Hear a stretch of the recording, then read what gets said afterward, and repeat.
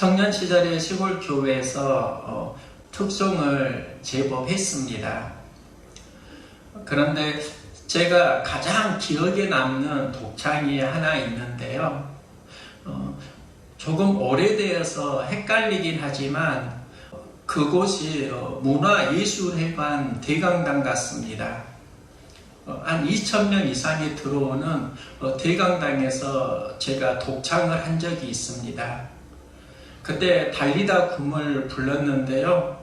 그런데 그럴 수 있었던 이유가 있습니다. 대학교에서 MT를 갖고 우연히 예술회관 대강당에 들어갔는데 관객은 아무도 없었습니다.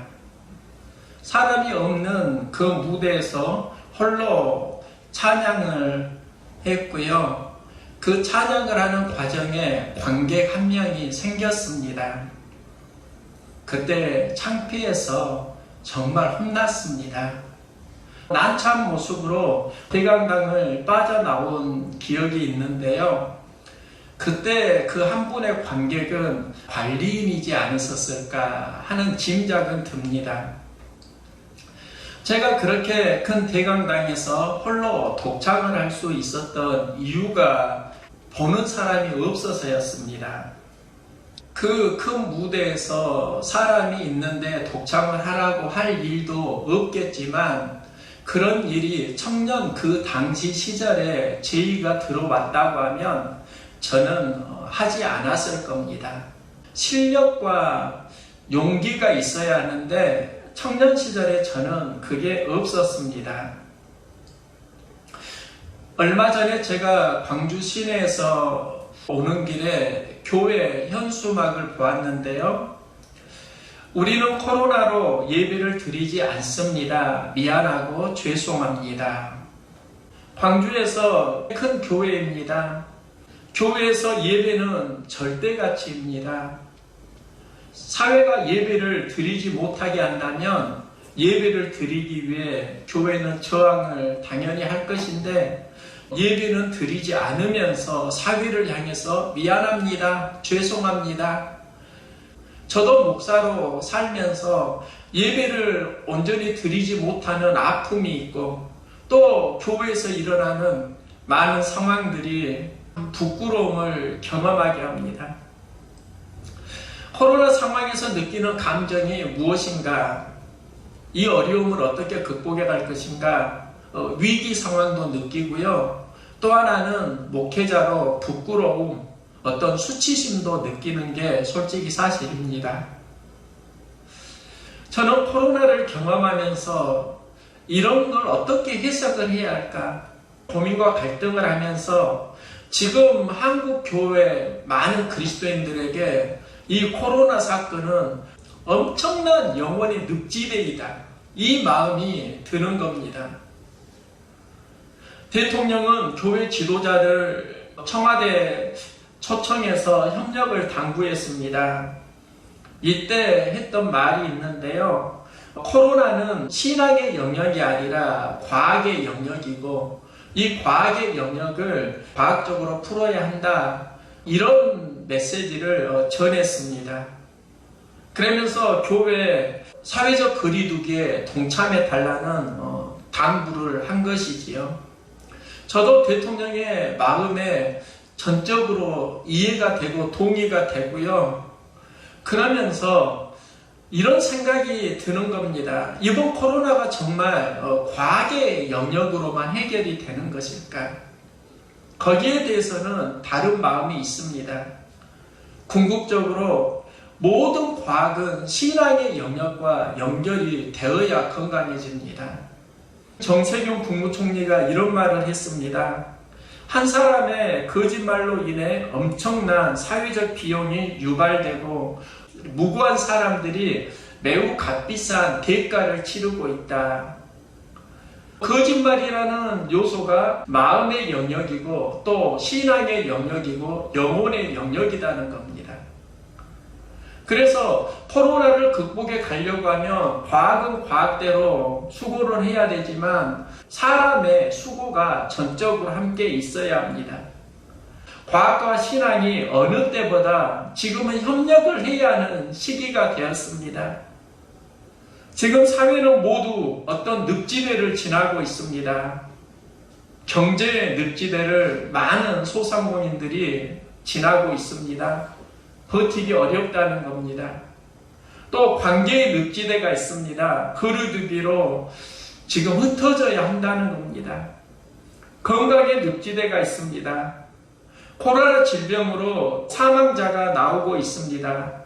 87만 4,034명이 사망했다고 오늘 자료를 보았습니다. 갈등의 늪지대가 있습니다. 생각과 이념이 다르니까 지금 사회가 엄청난 갈등을 경험합니다. 이 많은 갈등 속에서 영혼의 늪지대를 어떻게 지나야 할 것인가? 히브리 기자는 모두 무거운 것과 얽매기 쉬운 죄를 벗어버리고 이렇게 말합니다. 무거운 것과 얽매기 쉬운 죄, 이게 무엇을 의미하는가? 그 당시 그리스도인들에게 시련과 어떤 핍박, 박해가 있었습니다. 그 모든 상황은 무거운 짐이었고 얽매기 쉬운 죄들이 그들 안에 있었습니다. 그 당시에 믿음을 지키기 위해 지나야 하는 영혼의 늪지대가 무거운 짐, 얽매기 쉬운 죄였을 수 있겠다. 지금 코로나에는 엄청난 부담과 얽매기 쉬운 죄가 사회 곳곳에 존재하고 있습니다. 코로나 초기에는 하나님의 섭리가 있을 수 있다. 우리나라의 신천지를 통해서 코로나가 많이 확산되었고 그때 하나님께서는 코로나를 통해서 신천지를 다루어 주신다. 이런 마음을 가졌습니다. 지금은 교회에서 코로나가 많은 사회 갈등을 일으키고 있습니다. 물론 보편적인 교회는 아니고 어떤 특정 교회, 일부 교회이기도 하지만 한국 사회의 교회의 이미지를 엄청 추락시키고 목회자들은 부끄러움과 수치심을 느끼고 있다. 이 상황에서 하나님 어떻게 해야 합니까? 코로나 상황에서 우리에게 주시는 메시지가 무엇입니까? 기도를 하는데요. 저에게 두 편의 영화가 생각났습니다. 한 편은 제목이 악마를 보았다. 이 영화를 보고 다소 불편한 감정을 느꼈습니다. 오늘 말씀을 준비하면서 떠오르는데요. 그 영화에 이병헌과 최민식이 주연으로 등장합니다. 최민식은 연쇄 살인범이고 이병헌은 경찰인데 자신의 약혼녀가 연쇄 살인범에게 죽게 되고 그는 연쇄 살인범이라는 괴물을 잡기 위해서 추격에 가는 것이지요. 그때는 단순하게 이렇게 생각했습니다. 최민식은 괴물 같은 인간이고 그 괴물을 경찰 이병헌이 심판한다. 그런데 지금 생각하니까 그 메시지만 있는 게 아니더라고요. 떠오르는 거 누가 진짜 괴물일까? 연쇄 살인범만 괴물일까? 아니면 그 연쇄 살인범, 그 괴물을 상대하면서 그보다 더 독한 괴물이 되어가는 것 아닐까? 예전에 본 또 하나의 영화가 있는데요. 이 영화는 추천할 수 있는 영화입니다. 제목은 인생은 아름다워. 세계 2차 대전을 배경으로 하는데요. 아버지 귀도와 아들 조수에는 유대인입니다. 그들이 유대인 수용소에 들어가게 되는데요. 아버지 귀도는 그 죽음의 수용소에서 밝은 삶을 살아갑니다. 그가 그런 삶을 살 수 있었던 이유는 단 한 가지입니다. 귀도는 죽음의 수용소에서 아들 조수애를 계속 상대합니다. 그는 조수애를 살리기 위해 그의 눈높이에 맞게 모든 상황을 게임이라고 설정하고 이겨냅니다. 악마를 보았다. 인생은 아름다워. 전혀 다른 분위기의 영화입니다. 그런데 역설이지만 내용은 동일합니다. 인간은 누구를 상대하느냐에 따라 달라진다는 겁니다. 악마를 보았다는 평범한 인생이 괴물을 상대하면서 자기 스스로가 괴물이 되어가는 상황입니다. 니체는 말합니다. 괴물과 싸우는 사람은 스스로 괴물이 되지 않도록 조심하라. 인생은 아름다워. 죽음의 수용소에서 아들을 살리기 위해 아들을 상대하면서 그의 삶은 천사가 되어갑니다. 이 영화가 인상 깊은 이유가 있습니다. 지금 코로나 환경에서 어느 때보다도 심각한 어떤 영적인 괴물들을 많이 만나고 있습니다. 교회는 사비를 향해서 죄송하다고 사과하고 있습니다. 물론 모든 교회가 그런 건 아니지만 코로나를 극복하기 위해 교회마다 엄청난 수고를 하고 그 현장의 갈등을 느끼고 있습니다. 제가 여기서 깨달은 건 있습니다. 헌주야, 코로나 상황 속에서 너는 누구를 상대할래? 코로나 상황에서 수많은 괴물들이 등장하고 있는데 그 괴물을 상대할 거야?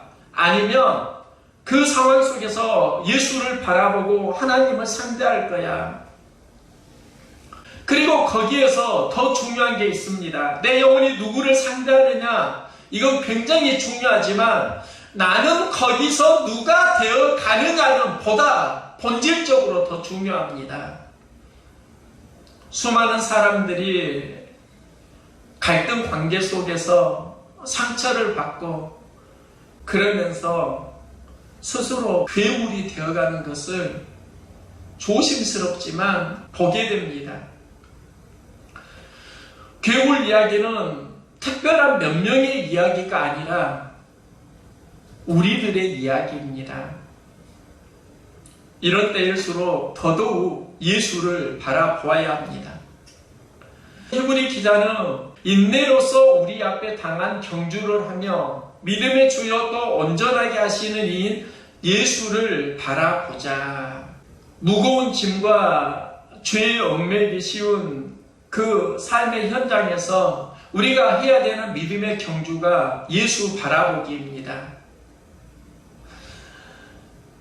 무거운 짐과 얽매기 쉬운 죄는 우리 영혼을 파괴하는 늪지대라고 한다고 하면요, 그 늪지대에는 수많은 괴물과 장애물들이 존재합니다.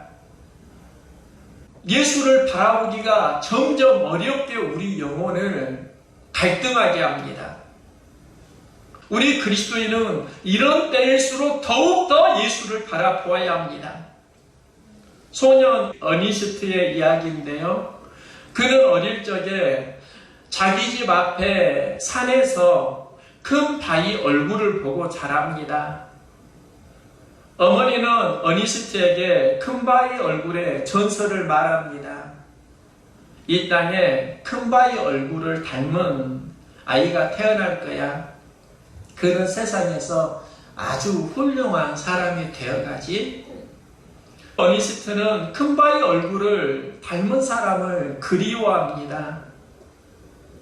그를 만나기 위해서 여행을 떠납니다. 후에 그는 자신이 큰 바위 얼굴을 닮아가고 있다는 것을 깨닫습니다. 인생은 무엇을 품고 바라보는 그것을 닮아갑니다. 저의 인생에도 큰 바위 얼굴이 있습니다. 굉장히 많이 있습니다. 바라보고 닮아가는 사건들이 많이 있었습니다. 청년 시절에 율동이 생각나는데요. 수련회에서 앞에서 율동하는 자매를 보고 상당히 마음에 인상 깊게 다가왔습니다.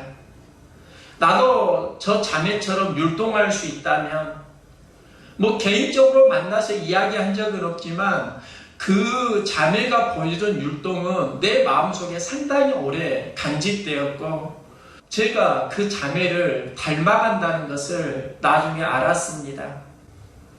율동하는 자매를 품으니까 율동이 달란트가 되었습니다. 율동을 배운 과정에 바라봄의 법칙이 있습니다. 영어는 누구를 상대하느냐에서 영향을 받는데요. 지금 코로나로 어려운 이유는 하나님을 상대하기가 시대적으로 많이 어려워졌다는 겁니다. 사회는 교회를 정죄하고 있습니다. 삶의 현장에서 은혜는 점점 사라지고 있습니다. 사람의 마음은 거칠어지고 있습니다. 이 때일수록 은혜는 더욱더 필요한 시기입니다.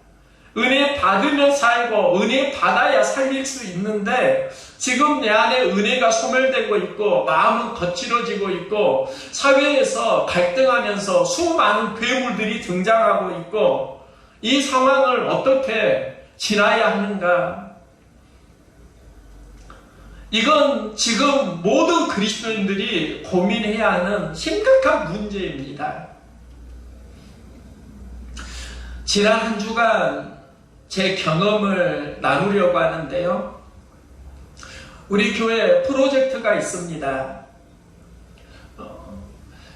주일에는 사무실에서 이 프로젝트를 다루는데요. 예전에 RGB 선을 연결을 해 놓았는데 HDMI 선을 깔아놓지 않았습니다. 컴퓨터 환경이 지금 HDMI 선을 연결을 해야 하는 상황입니다. 그래서 제가 전문가에게 상황을 설명하고 예산을 물어보니까 100만 원을 이야기합니다.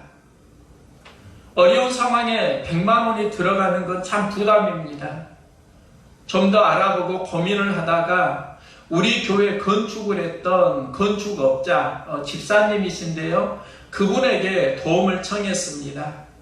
그분이 천장 구조를 잘 아니까 이 선을 천장을 넘어서 로뎀나무 사무실까지 끌어내기로 한 것입니다.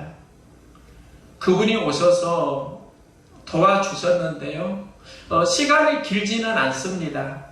그래도 그 좁은 천장의 공간을 지나면서 고된 작업을 했습니다. 일을 마치고 감사하다고 10만 원을 드렸는데요. 그분이 한사코 그 사례를 거절하십니다. 그러면서 해준 말이 있습니다. 목사님, 그냥 돕는 기쁨에서 오는 그 마음을 가져가고 싶네요.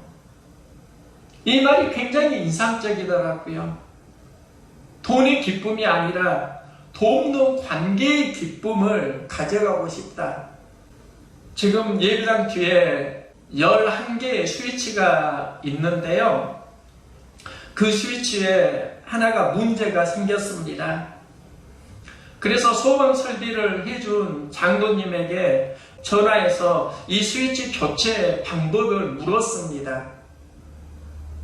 그러니까 직접 오시겠다고 합니다.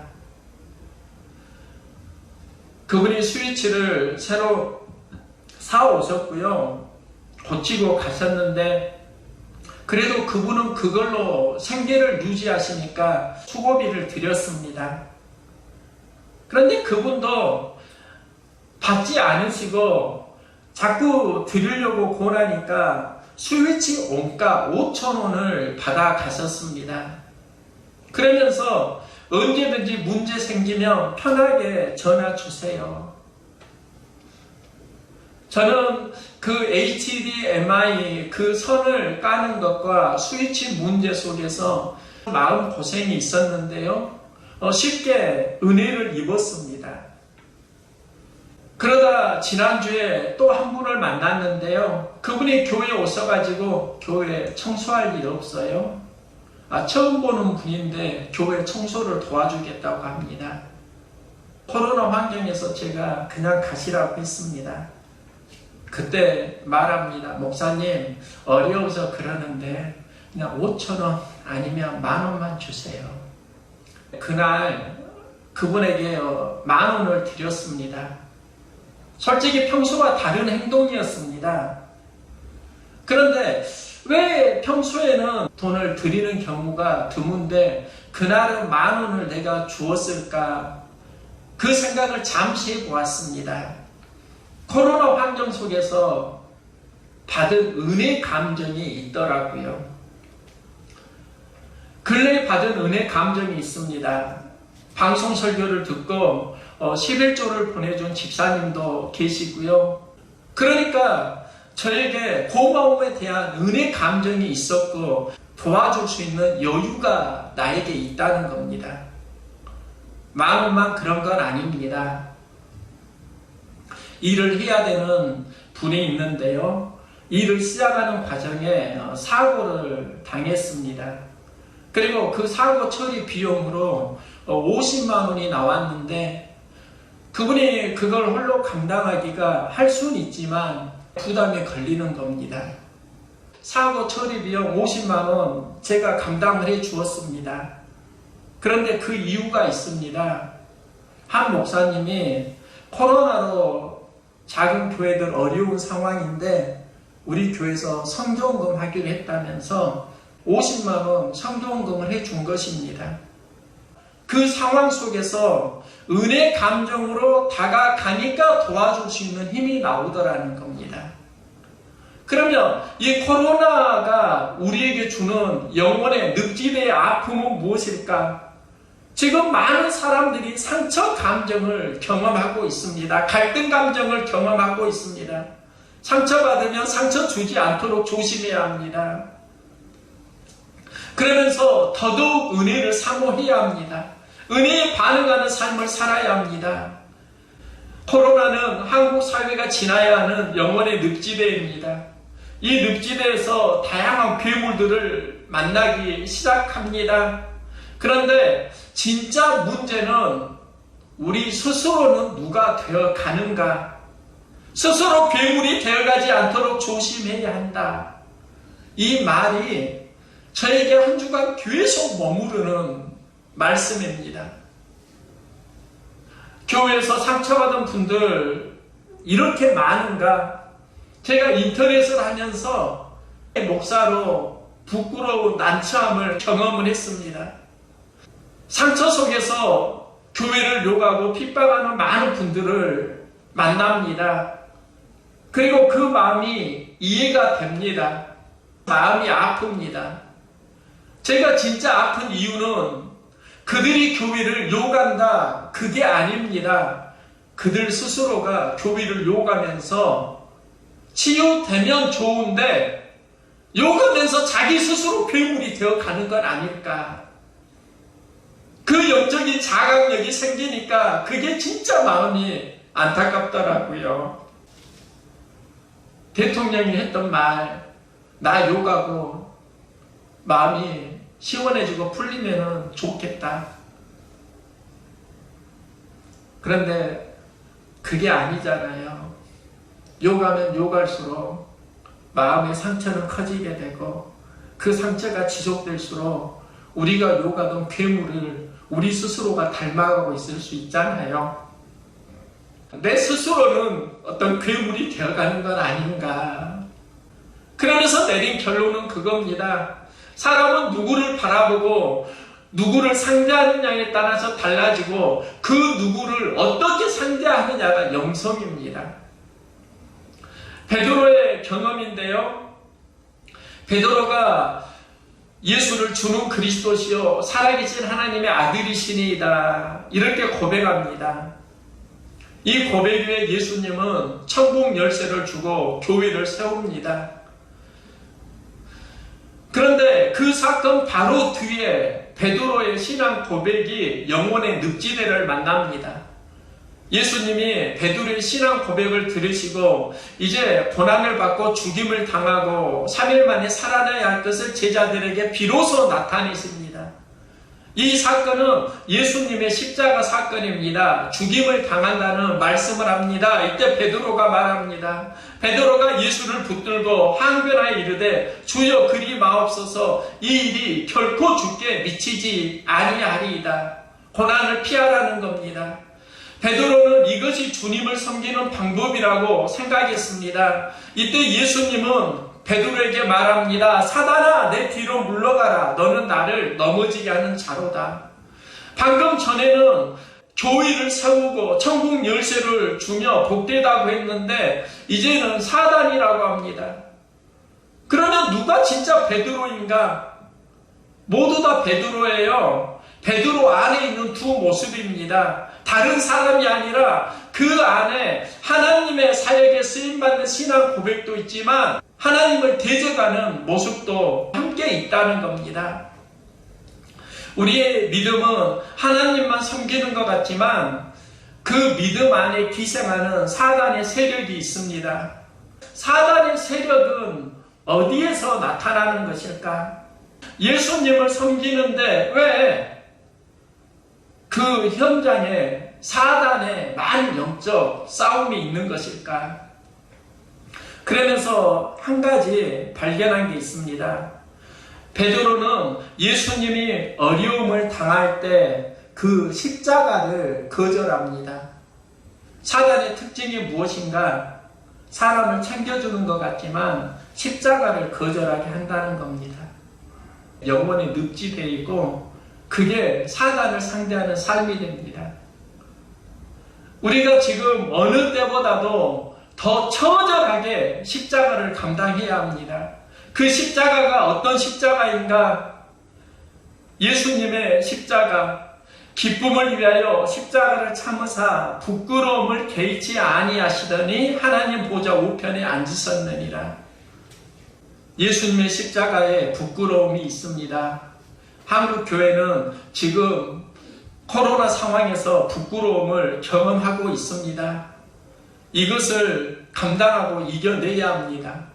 코로나는 우리 영혼에 반드시 지나야 하는 늪지대입니다.